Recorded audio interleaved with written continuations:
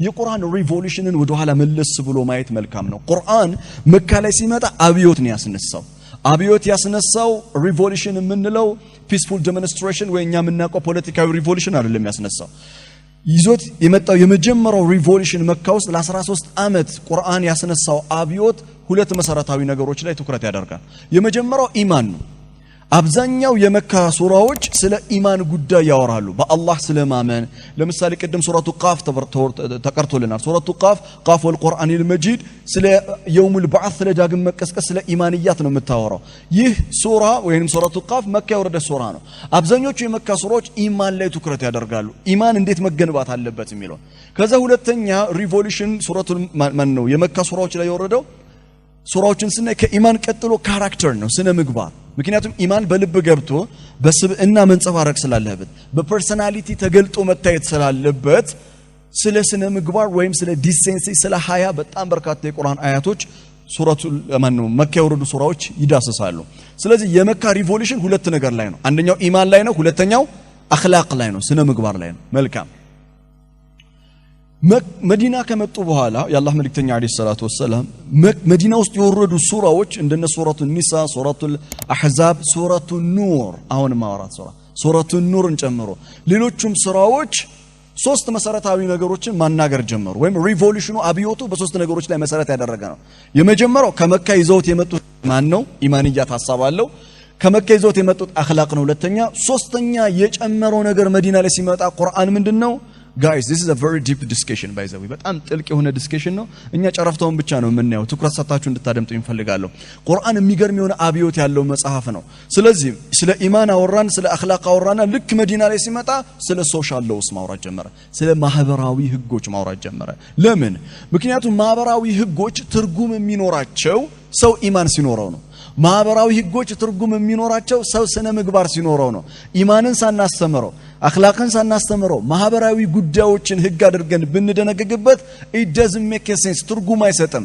ለዛ ነው ኢማንን በትክክል ካልተረዳ ሰው አኽላቅን በስነ ምግባር ካልተሞላ በቁርአን ስነ ምግባር ሰው የአላህን ህግና ስርዓቶች ስትነግሩት የቁርአንን ሶሻል ሎ ማህበራዊ ህጎች ስትነግሩት ቀልድ ነው የሚመስለው። ለምን?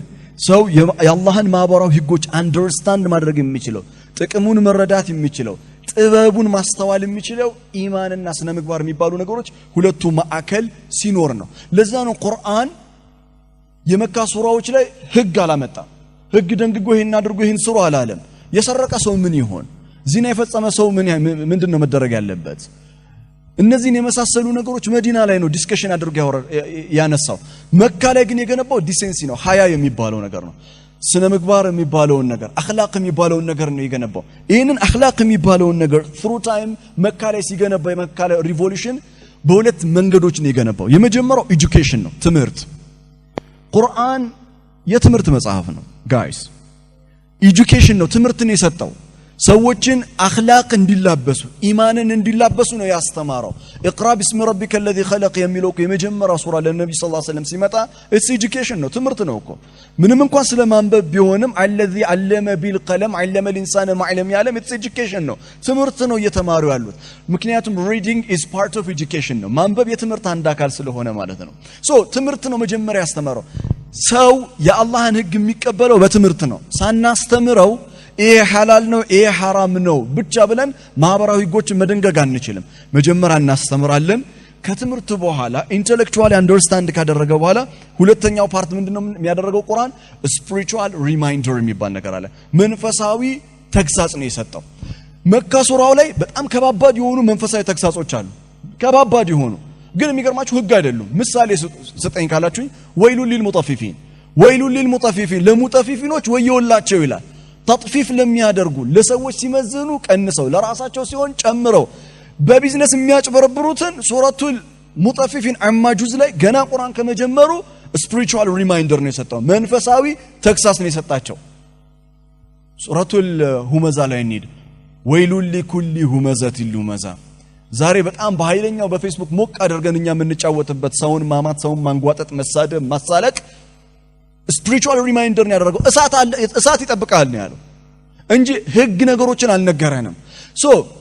ቁርአን በመካ ሱራዎች ውስጥ ወይም በመካ በሚወርዱ አያቶች ውስጥ ሙስሊሞችን በማስተማር አንድ ሙስሊሞችን መንፈሳዊ ተግሳጽ በመስጠት ሀያ እንዲኖራቸው ዲሴንሲ እንዲኖራቸው ስነ ምግባር እንዲኖራቸው ለማድረግ ከፍተኛ የሆነ ጥረት አድርጓል። ከዛ መዲና ላይ ሲመጣ ነው ሶሻል ሎስ ወይም ማህበራዊ ህጎች የሚባሉትን ነገር መደንገግ የጀመረው። ለምንድነው ቁርአን ስፒሪቹዋል ሪማይንደር ሲያደርግ የነበረው መንፈሳዊ ተግሳጾችን ሲሰጥ የነበረው ለምንድነው ከተባለ ጋይስ በደንብ አድምጡኝ።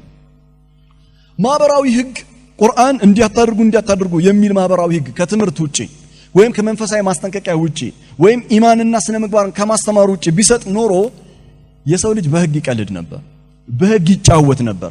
ህግ በራሱ ህይወት አይደለም። እደግመዋለሁ፣ ህግ በራሱ ህይወት አይደለም። ምሳሌ ልስጣችሁ። የሆነ ሰው ተከሶ ፍርድ ቤት ቀረበ። ገለሃል ተብሎ ነው የቀረበው። ገለሃል ተብሎ ቀርቦ ማስረጃ ሲባል ገለዋል ተብሎ የከሰቱት ሰዎች ማስረጃ ቀረቡ። ማስረጃው ፌክ ነው።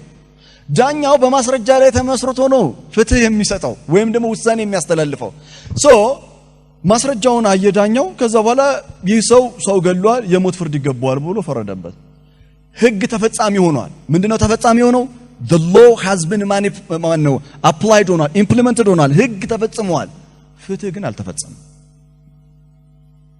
ሎው ህግ ግብና ዓላማው ጀስተስ ነው፣ ፍትህን ማምጣት ነው። ህጉ ተፈጻሚ ሆኗል።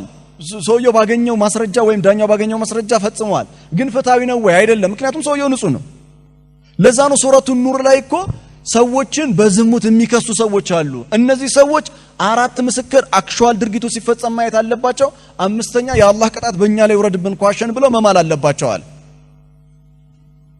ህግ ትርጉም የሚኖረው ኢማን ሲኖር ነው። ለዛ ነው the heart of all laws is ኢማን። የህጎች ሁሉ ማዕከሉ ኢማን። በሌላ አባባል ኢማን is the root of all laws ማለት ነው። የሁሉም ህጎች ስሩ ኢማን ነው። ለዚህ ማስረጃ አስጣችሁ ምሳሌ አድርጌ አንድ ነገር ላቀርብላችሁ። ፐርሰናሊ የአሜሪካ ፖሊስ ዲፓርትመንት ፋሽኔትድ ያደርገኛል። አሜሪካ በጣም a very strong national security in the world ዓለም ላይ በጣም ጠንካራ የሆነ ብሔራዊ ደህንነት ያላት ሀገር ብትኖር አሜሪካ ናት። ፖሊሶቹ ቁመታቸውና ሰውነታቸው የማይነገር ነው። ውሾቻቸው ቁመታቸው ከኔ ይበልጣል። ውሾቻቸው ሰውነታቸው ከኔ ይበልጣል። በጣም ጠንካራ የሆነ የፖሊስ ዲፓርትመንት የብሔራዊ ደህንነት ያላት አሜሪካ በጣም በርካታ ወንጀሎች ግን አሉ። ሴቶች በየቀኑ ይደፈራሉ፣ ሰው ይገደላል፣ ድራግ ለጉድ ነው፣ አልኮሊክ አናታቸውን አዞሯቸዋል። ለምንድነው አሜሪካ እንደዚህ ጠንካራ የሆነ የፖሊስ ዲፓርትመንት ኖሯት? ህግ ደግሞ የሚገርማችሁ ነገር የአሜሪካ ኮንስቲቱሽን በሉት ህገ መንግስቱ በሉት ሶሻል ሎስ ማህበራዊ ህጎቻቸው አሜዚንግ ነው። በቃ የሚገርም ነው። ወላሂ አጂብ ነው የምትሉት። እነዚህ ሁሉ ህግና ስርዓት ኖሯቸው እነዚህ ህዝቦች ለምንድነው ወንጀል ይበዛው? ለምንድነው ሰው በድረግ ያበደው? ለምንድነው ሰው በአልኮሊክ ምክንያት ሚስቱን እየገደለ የተቸገሩት? ሁሉ ጊዜ የአሜሪካ ፖሊስ አብዛኛውን ጊዜ ሁሉ ጊዜ ባይሆንም አብዛኛውን ጊዜ ወንጀል ከተፈጸመ በኋላ የሚደርሰው ሪፖርት የሚደረገው ወንጀል ከተፈጸመ በኋላ ነው። ወንጀልን አስቀድሞ የመከላከል እድሉ በጣም የጠበበ ነው። ለምን? በደንብ አድምጡኝ። ለምን?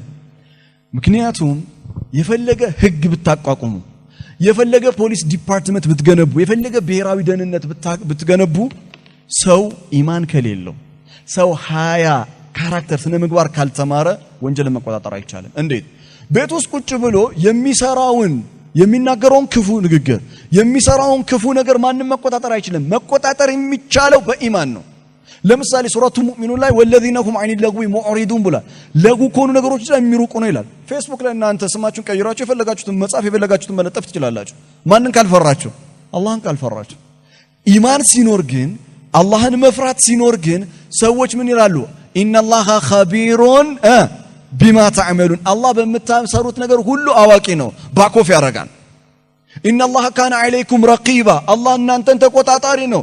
ኪራመን ቅድም ሱረቱ ቃፍ ላይ ሲቀራ ሰምታችሁት ከሆነ ማ የልፊዙ ሚን ቀውሊን ኢላ ለደይሂ ረቂቡን አቲድ የሚጽፉ መላእክቶች አሉት። ውጭ ካሉት ፖሊሶች የበለጠ ቤት ውስጥ እኔ ለብቻዬ ሆኜ ያሉት ፖሊሶች ከባድ ናቸው። 24 hours ከኔ ጋር ነው ያሉት። እነዚህ ኢማንን ይገነባል፣ ስነ ምግባርን ካራክተርን ይቀርጻል። በዚህ የተቀረጸ ሰው ውጪ ሲወጣ እንደሱ ህግ የሚጠብቅ የለም፣ እንደሱ ስርዓት ያለው የለም። ህግን we cannot implement laws by force። ህግን በኃይል በጉልበት መጫን አይቻልም ስነ ምግባርን ግን በትምህርት ቅድም እንዳልኩት በመንፈሳዊ ተግሳጽ ማምጣት ይቻላል ይሄን ሁሉ የምለው ለምንድን ነው what is my point ግቤ ምንድነው ይሁሉ ማህበራዊ ህጎችን ወይ በማህበረሰብ ውስጥ የሚፈጠሩ ወንጀሎችን መቆጣጠር የሚቻለው የመጀመሪያው በኢማን ነው ቀጥሎ በስነ